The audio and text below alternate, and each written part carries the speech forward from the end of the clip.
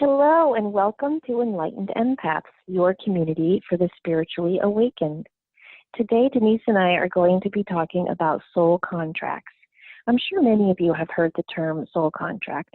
So we're going to start with a brief overview and introduction about what a soul contract is, how you can recognize aspects of your soul contract.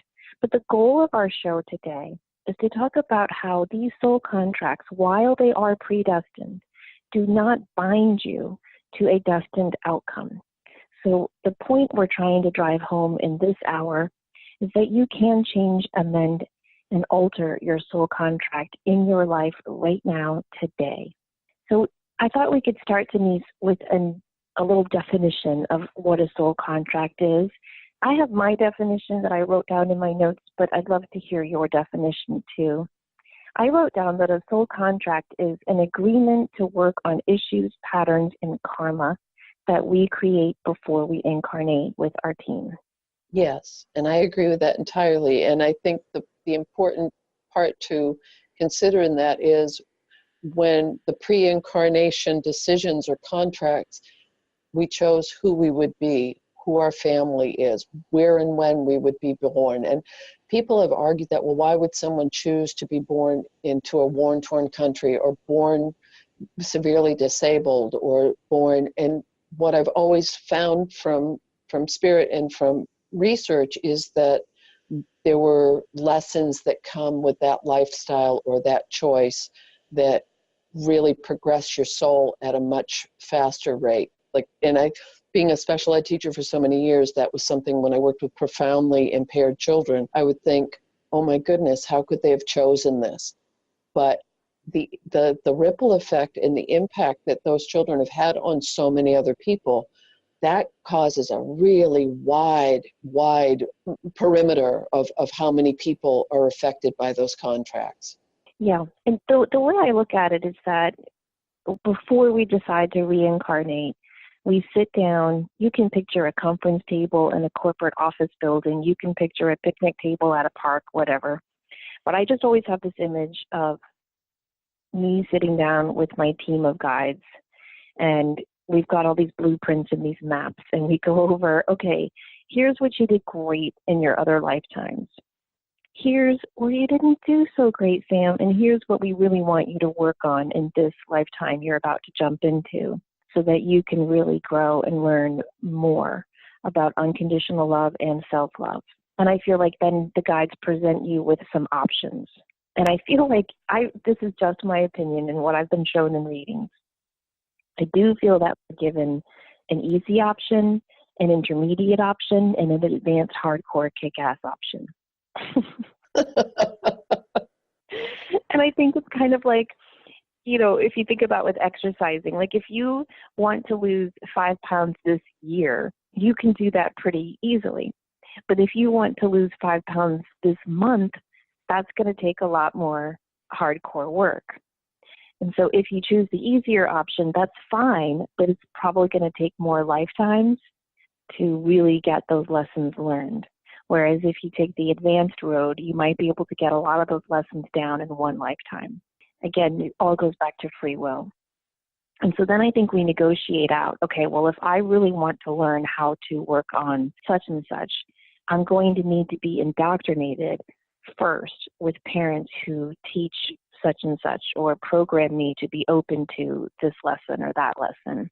And then I feel like the guides go, okay, well, these parents are thinking about having kids and they sure do fit the bill. Let's check in with their team and see if it'd be a good fit for them. And I feel like it's this big whole negotiation. And then when you get it straight, you sign the contract and down you go to earth. Do you look at it that way? I do. And I don't know if I ever shared this with you or with anyone that's listening, that during a very tumultuous, difficult time in my life, I remember just throwing up my hands and saying, what the blank, why? And I heard clear as a bell, we tried to warn you and you wouldn't listen. And I laughed because I can be so stubborn and hard-headed, but I can imagine before I incarnated, said, oh no, I can handle that. Sure, bring it on. And then when it was in the middle of it, it was like, holy, what was I thinking? So yeah. I agree. And I do. Can't you picture yourself doing that? I mean, I feel like you and I both do that in our current life. Sure, we can do 8 readings in a day, no problem. And then when we're halfway through it, we're like, what the hell did I sign up for? This is exhausting. So maybe that's another one of our life lessons. Don't bite off more than you can chew. I think you made a really good point, and we chatted about this a little bit, that family of origin stuff, and I had made a comment that some of the things that I experienced in my early childhood really came back again with relationships later in my life. And I've often wondered, did that relationship groom me for what was coming next, so that was the familiarity brought me to it? Or did both of those people, did I contract with them before I came in to say, okay, I'm going to need extra help learning this lesson, so I'm going to do it in my family of origin, and then I'm going to bring it back again 25 years later and do it again?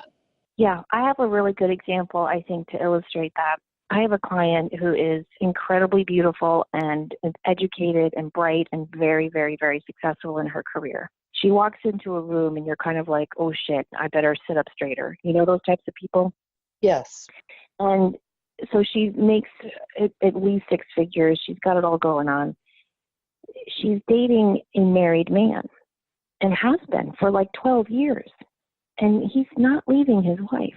And I'm looking at this woman thinking, what am I missing here? You know, like really, what am I missing? Why are you with this man who will not give you all of his heart and who is breaking his family? I just was so confused. It turns out that her father had had a mistress on the side her whole childhood, and the mother just accepted it. And when we dug deeper, it turned out that she had shared she was able to recall 3 past lives where this man had done similar things to her in other incarnations. And so her whole goal in this lifetime was to get strong enough to leave him in this lifetime. And so part of her career success, part of her education and her inner and outer beauty was designed to remind her constantly, you deserve more. But part of the reason why she incarnated into a family where the man had a mistress, the dad had a mistress on the side, was to prime her to be open to welcoming this man into her heart in a one more lifetime, so that once again she could look at him and say no. And she did. It took her about 2 years, but she did come back and say, I left him, it's done, it's over. And I just think it just felt so wonderful. You could almost feel the chains of karma disintegrating. She was done. Check it off, move on. But if she had been born into a stable, functioning family with a loyal, committed father, when that man that she had this karmic issue to work out with came into her life, she would have been like, hit the road, Buster. I'm not putting up with this. So sometimes we don't know why we choose the families we choose until later on in life. Sometimes we might never understand why we chose the families we did. But I believe that there is always at least one, if not several reasons. I agree. And so I think for some people that's really hard to hear. Yes, especially if they're in the thick of it. Yeah, exactly. There are other soul contracts that are, or aspects of our soul contract that are really positive. So we don't want this to be a Debbie Downer sad show. Sometimes we are able to contract wonderful things into our life plan, such as happy wins and victories, accomplishments, meeting wonderful lifelong friends, having our beautiful children, having career successes. Even I believe certain trips are planned into our soul contract because sometimes adventures can change us in wonderful ways. So there's beautiful, happy, positive things we put into our soul contract that we don't want to change. But there's also, some scary, negative, hard, challenging stuff that goes into that contract as well. And so I thought we could talk about how to recognize aspects of your soul contract, because people might be listening to this going, well, I don't know if such and such was in my soul contract because I just randomly took a left turn down this road and was sideswiped by this car, and now I have all this medical debt. How could that be in my soul contract? So I thought we could talk about ways to identify parts and pieces of your soul contract. And for me, Denise, I think it starts with looking at patterns in your life, looking at struggles that you are constantly coming up against no matter what you do. So I just wrote down a couple, and feel free to interrupt or add to. If you're always having money troubles, that might be an aspect of a soul contract where you're working on self-worth. Do you find that friends seem to abandon you after a while? You know, there are some people where you make a friend, you get along great. After 6 or 8 or 9 months, the friendship kind of fizzles. Maybe you always feel left out at work. Maybe you always feel like it's me against the rest. Do you sometimes find yourself the caretaker in a relationship, whether it's at work or at home or in a friendship? Are you the one that's always listening and offering advice? Are you often put in the role of leader or follower without really knowing how you got there? You know, back in school, if the teacher assigned group projects, were you always the one elected the leader? Or do you tend to choose to just follow and be quietly in the background? Do you find yourself in situations where you're always having to stand up for yourself? Maybe if that's the case, learning your personal power is part of your soul contract. Have you had to deal with addictions your whole life, either to food, alcohol, drugs, shopping, social media, either in your life yourself or with people around you? Do you tend to have big successes followed by big failures? That can be a soul contract where you're trying to heal an addiction to drama. Do you feel alone much of the time? Many people are trying to learn the lesson of breaking that karmic tie of being a loner. Do you find yourself struggling with doubt and have difficulties trusting others? So those are just some of the major patterns that I've witnessed in my years of doing readings and helping clients. That is definitely not an all-inclusive list by any means, but it's just some questions I'm hoping will get people thinking. What do I tend to come up against again and again and again in my life? And as you start to recognize those patterns, and it won't just be one, we're not here to work on one thing, but as you start to see the patterns in your life, you will start to at least see the outline of your soul contract. Now, I love that you started with the patterns, because it's similar to someone waking up and realizing I've been dating the same person with a different face. You know, they're all the same person, even though they all appeared to be very different. The core level of what you needed to learn from them, and then finally, and we all, anyone who's listening to this has seen someone who has either dated or been in repetitive relationships with the same exact thing, and it takes a while for the person themselves to see it. And I'm kind of the poster child for that, but that's a story for another day. But I think that just some ways to recognize, is this someone I contracted with, is important as well. And, you know, when you feel such a strong vibrational pull to someone that you can't explain it. It feels so familiar. It feels so, I've known you forever kind of a feeling. That can be a little flag saying, okay, this might be someone that I came to do big work with. Yeah.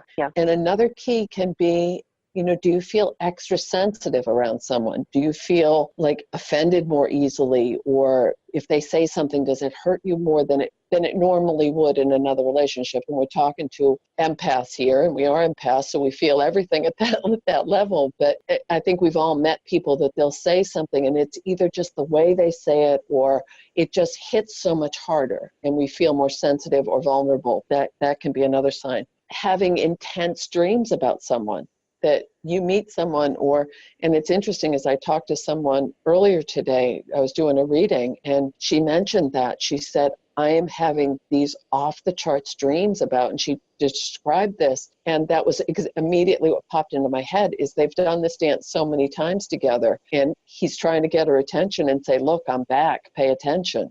Sometimes a contract can be, if you're with someone and you break up and you get back together and you break up, and that can be a friendship, it can be a family of origin situation, it can be a romantic situation, but it's that feeling of never being quite done, or have I covered all my bases? Am I going to regret this if I don't finish it? Again, that feel like you've known someone forever. Sometimes I think, and again, this is that weird contract stuff of, you know, is there any kind of negativity or abuse or control that you have to learn how to stand up for yourself? And obsessing, like if you get really obsessed with someone and it doesn't make sense, that could also be a sign that there's a contract that you're trying to work through.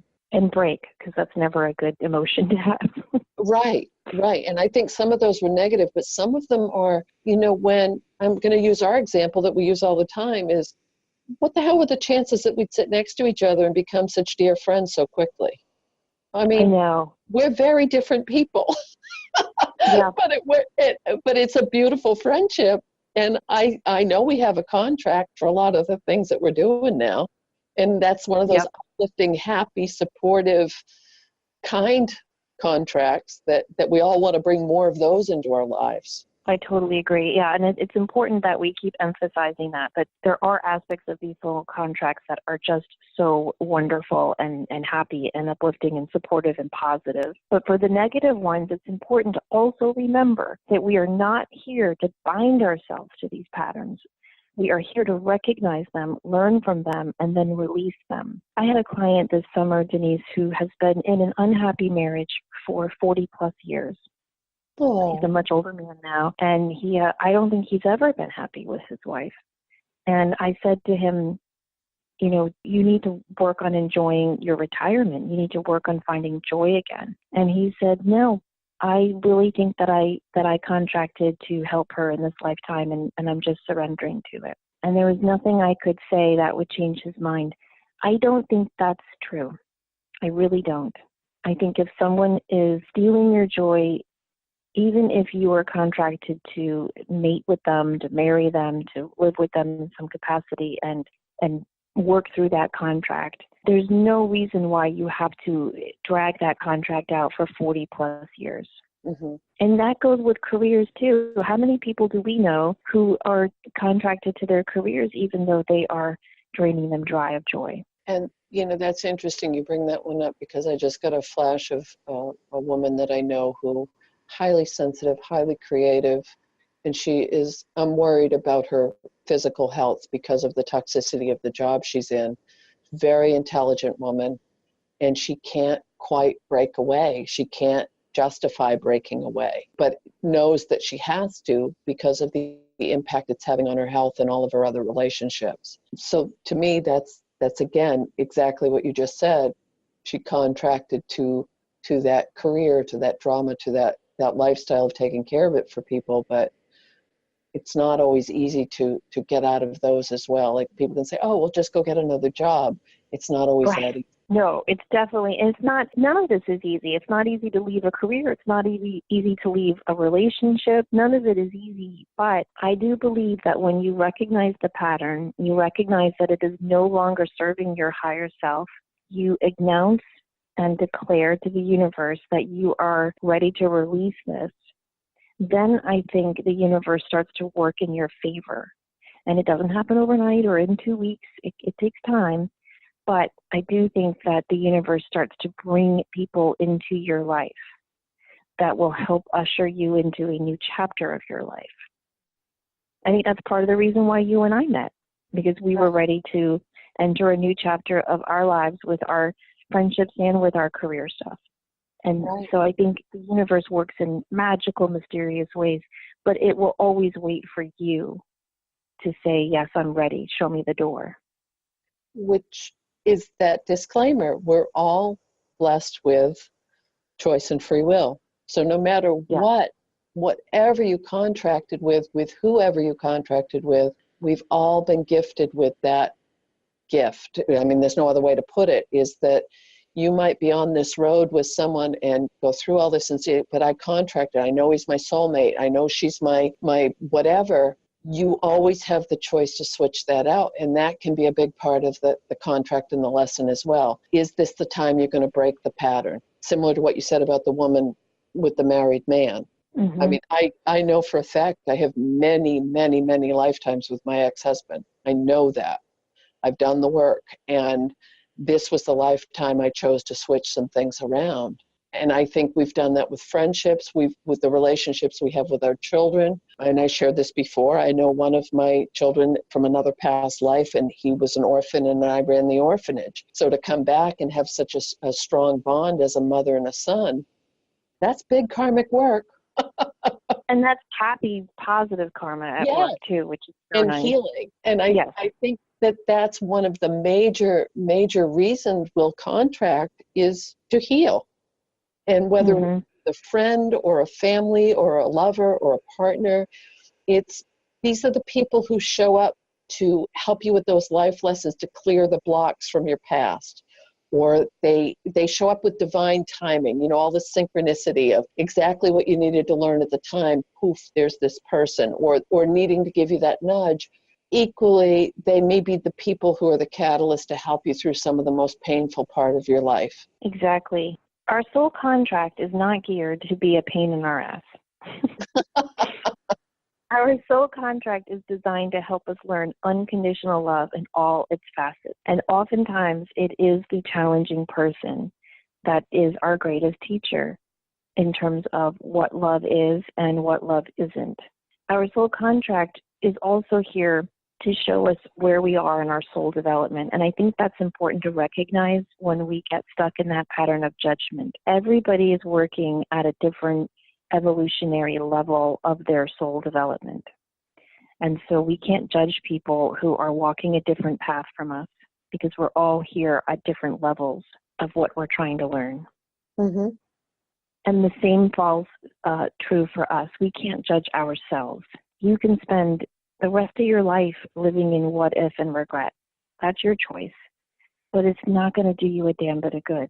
And so you need to take that same non-judgmental attitude that you're trying to share with other people and shine that light of unjudgment on yourself as well. And just say, this happened. Here's what I hope I learned from it. I am moving on. If you stay in that wallowing pity party, why did this happen, self-critical, judgmental, blaming energy, you're just going to repeat that pattern again and again and again. So again, it comes back to balance. I'm not saying if you made a terrible mistake or you really hurt someone's heart or you broke a commitment, I'm not saying you should just dust off your shoulders and go, well, moving on. But I'm just saying there needs to be a timeline on all of that. Give yourself time to grieve. Give yourself time to be angry. And okay, maybe give yourself time to kick yourself in the butt a little if you didn't do what you know you should have done. But put a time limit on it. And at some point you need to say, that happened, I'm putting it in my rearview mirror, I'm moving forward. Right. Don't you think that's how people get stuck? Without a doubt. And replaying the loop tape over and over and beating ourselves up. And those are always, to me anyway, I think, triggers and reminders of stuff that truly do need to be released, is when it keeps popping back up again. Yeah, because before you can release an aspect of your soul contract, you have to understand how it hindered you and how it helped you. And if you're looking at a very difficult relationship or situation, and you can't, for the love of God, see how that situation helped you, that just means that you're not ready to release this part from your soul contract yet. Right. But once you can get to the part where you can say, okay, I really don't like this person. I do not like what they did to me, but I do see now that it helped me grow in these ways and this way. Then you're ready to release it. And I know that there are people listening who are in horrific situations where they're the primary caretaker, or someone that they love is very ill, or financially their world is so devastated right now. And please don't think that we're making light in any way of when you're in hell, it sucks. I mean, that is, and people will say, well, why would I choose this? And all I can say is that when you get on the other side of situations, sometimes the clarity comes in with, okay, I understand now why I had to go through that process. But I think that's really important too. We're not in any way, shape, or form making light or saying that difficult situations are, oh, well, it's just a soul contract, I'll get through it, because that's not it at all. No, and I'm really glad you emphasized that. And I also think it's important, if you know someone going through hell, not to say this. Yes. When I'm going through difficult situations, the last thing I want anyone to say to me is, well, you're working through some karma, or, well, you're learning a lot. I just want to be like, no, this just sucks. And I don't want to think about spirituality right now. So that's important to think about on all different aspects. If you're going through it or you're trying to help someone else go through it, Don't you think when people are in the thick of it, they don't want advice or help, really? They just want someone to listen. Yes, yes. Yeah. They want comfort. They want to know it's going to be okay, or I'm going to be okay, or and I want to twist it a little bit that, we've talked in the past about journeying and soul work and Akashic records and all of that stuff. If you're repeating a pattern or repeating relationships with people or having difficulty with a certain person, or, I mean, if you've struggled with finances, that was a good example, or the same issues with people in your life, you can go in and renegotiate or rewrite that contract. You don't have to spend this whole lifetime doing it. You can do journey work. You can do past life regression. You can do, all types of things that you go back in and you say, okay, I put this to rest. There are people who will help you work through that. And we can find more information on that. Don't think that because you contracted for something, it's a definite for the whole lifetime. And you mentioned that a few minutes ago, but I think people need to know there are tools to help you work through that. And it's not, okay, I'm going to be really blunt. It's not like, oh, my mother's pissing me off and I don't want to deal with her anymore. It has to be something that's a little deeper than that. Exactly. And I think it's not one path is going to help everyone change their soul contract. You have to find the tool that works for you. For some Right. people, it might be journeying and shamanism. For others, it might be traditional therapy. For others, Yeah. it might be retreats and workshops and learning. For others, it might be journaling. There's different ways to Finding what release. works for you. Yes. Yes. And if one way doesn't work for you, or if one way did work for you and no longer does, don't think, well, I tried that. You try another, and you Right. will find the right tool that works for you. I think, Denise, that it starts with accepting your soul contract. I really think a lot of people, including myself, I've done all of this too, we get stuck in resistance for a long, long time. And we don't want to accept that we chose this. We don't want to accept that this is our path. Or life is so overwhelming at the time that we're going through it that we don't even recognize it till we're on the other side of it. Yeah. I know both you and I have had situations where when we look back, it was like, oh my God, how did I get through that? How did I ever, how was I strong enough to do that? Because at the time it was, one foot in front of the other. Yeah. And there's moments where you just want to, wave a white flag and say do-over. Mm-hmm. So I think the first step is to just accept where you are on your journey at this time, and work hard to accept where you are on your journey at this time without judgment or any type of self-negative talk. Then I think you need to take responsibility, acknowledge your part in your path. And again, I think that's another difficult aspect of that recognition and releasing the soul contract. Recognize your role. Why were you so susceptible to this person? Why were you so open to the abuse at your job? Why did these money issues keep falling into your lap? What was your role? What was your responsibility? What was driving you to say yes to this pattern again and again and again? Right. What karma are you finally putting to rest by working through the relationship and learning to overcome that suffering? You get through that suffering and you can put it to rest. Because I think sometimes, and I've heard this a lot, people will say, oh, that's just our karma. We agreed to do this together, and it will be intense and emotional. And yes, you may have chose to do this again and again, but you also, the ego trap of, it can be ego-based at times when there's such a strong pull to someone, and I've shared this with you and with other people, when you're so stubborn that, well, I know I have to get through this and stick with it. Whereas it might be about stepping away and saying, I did the best I can, now I need to step back. Right. And really what we're talking about is what Jung called shadow work. Right. Getting to the root of where did this need for this pattern develop inside of you? And once you can pull that out by the roots, just by recognizing it, accepting it, and seeing your part in it, you can really do a lot of good. Now, I'm not talking here, and I want to make this clear too, I'm not talking about victims of a crime. No. I'm not talking about victims of a layoff. I mean, sometimes, or victims of a health crisis. I mean, sometimes life just happens and it sucks. Yes. And it's not our fault, and it's not we don't need to take responsibility for that. I'm talking about those repetitive patterns. You know, the person that constantly dates the asshole, the person that is constantly in debt, the person that is constantly dealing with the awful, cruel boss. Those repetitive patterns. I'm not talking about those out of the blue life crises. I just wanted to make that clear. No, and that's a really, really good point, because a lot of times people with financial issues, and they'll do regressive work or whatever, and they'll find out that they took a vow of poverty. So they will keep lifetime after lifetime after lifetime making sure that they don't have material wealth or security or stability because of a very, very old vow that they took, and we carry it over. And that can be why in this lifetime you choose to become, I'm going to overcome that, and I'm going to, what, I'm going to jump in another direction again, is I hear a lot of people that I do readings with, well, I think I'm my twin flame. And I think we make karmic soul contracts with people to, yes, I believe that entirely. I'm not so sure about the twin flame thing.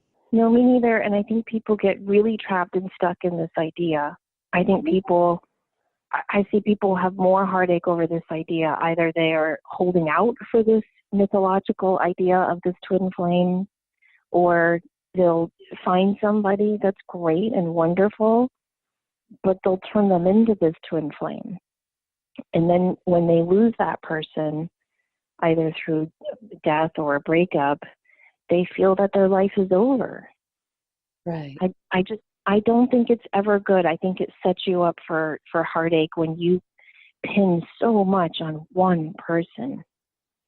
I do believe that we contract with people. I do believe that some loves are more special than others. But ultimately, I think we should be our own twin flame.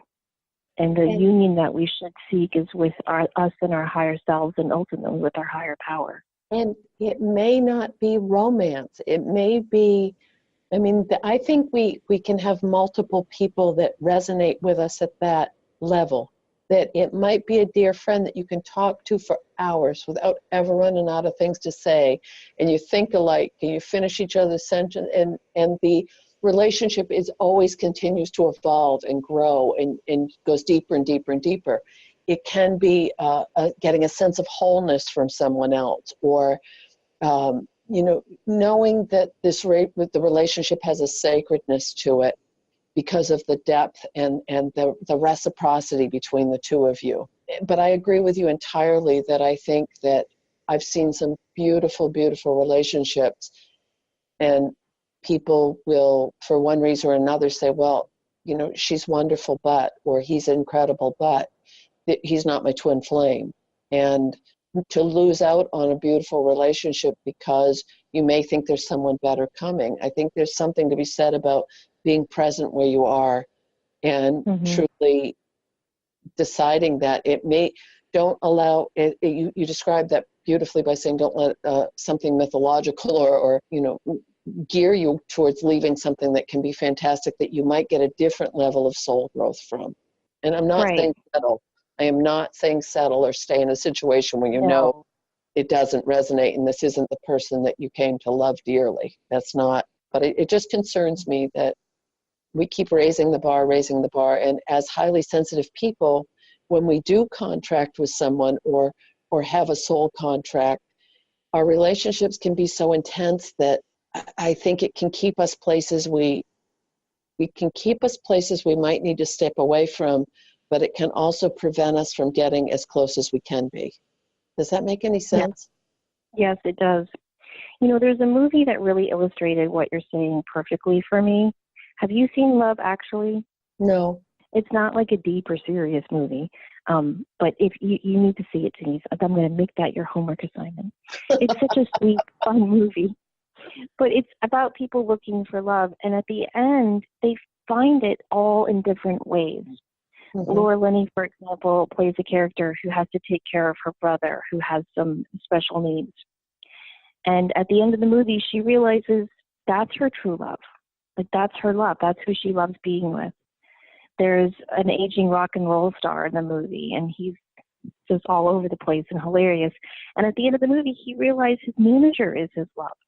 And then there's some other, traditional romantic love stories in there. But it's a really great movie, especially to watch around the holiday season, that talks about the different types of love.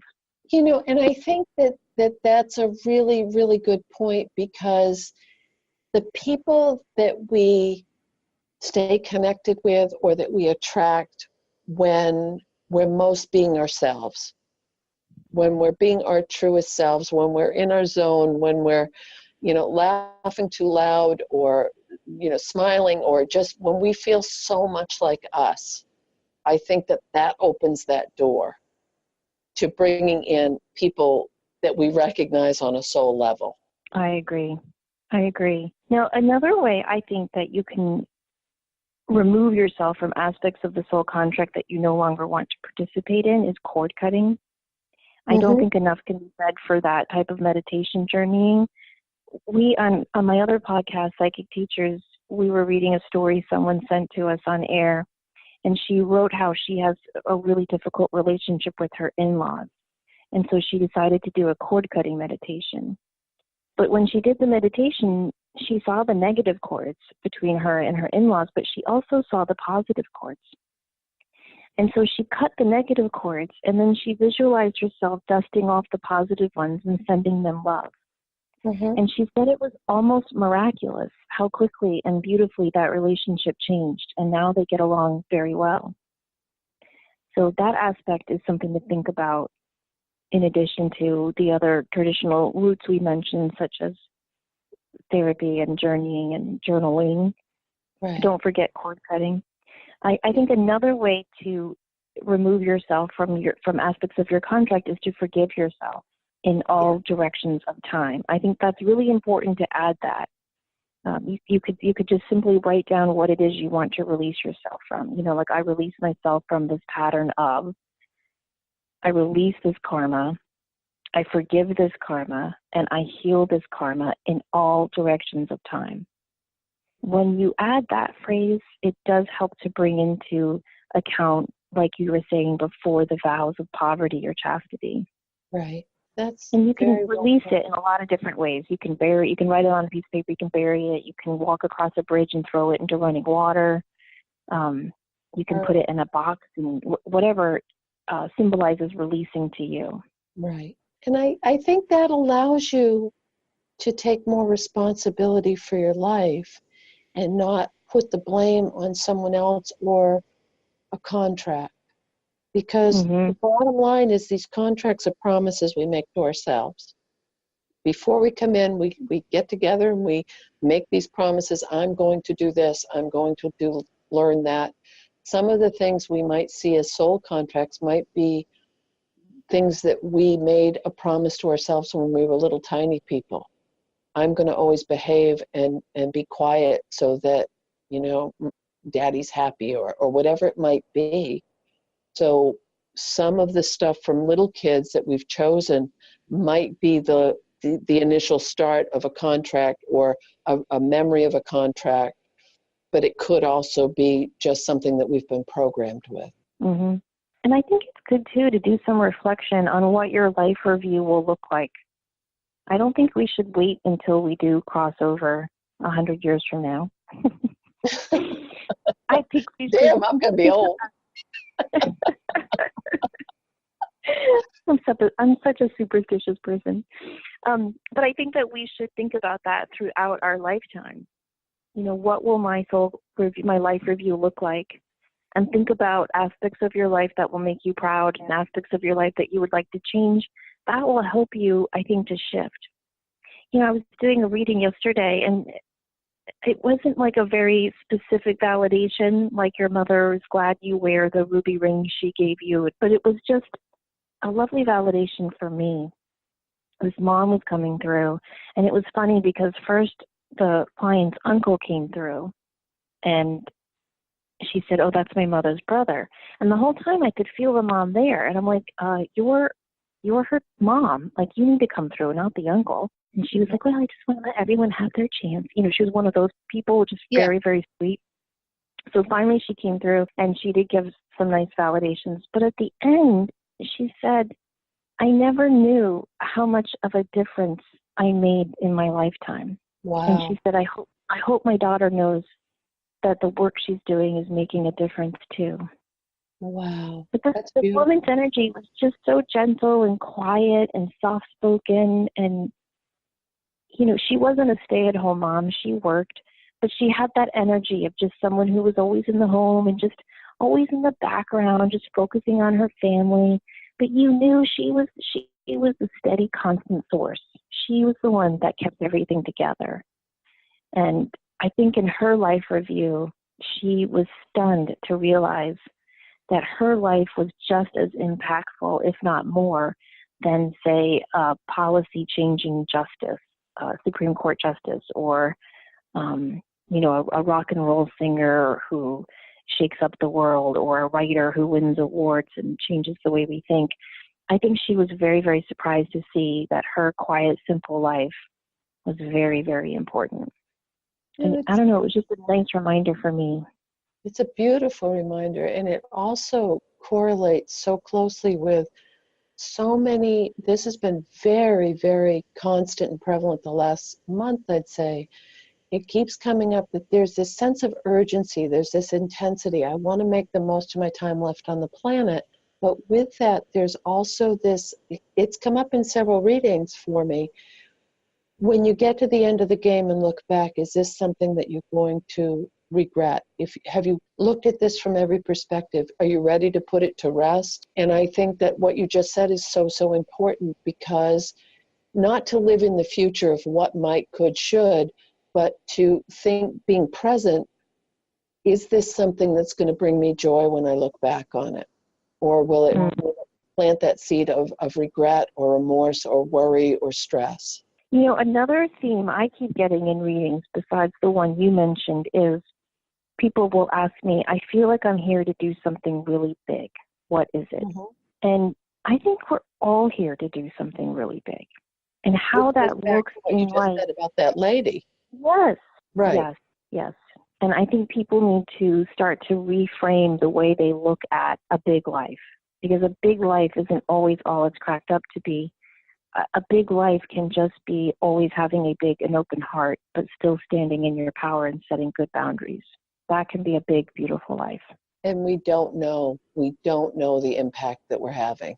And I don't think we truly know that until we leave. But I also, and you and I have talked about this a lot, when people resonate with their own inner truth and they say, this is what I came here to do, the universe puts out the red carpet and says, okay, you're ready to step up, we're ready to help you. And that's one of the signs that you're following your contract, that you are on your path and fulfilling the parameters of that contract. Some other signs are synchronicity and coincidences happening, you know, where you just find yourself showing up at the right time, right place, or you're thinking of someone and they call you, or you're looking for a job and an old coworker out of the blue calls you and you start talking and then they tell you about an opening.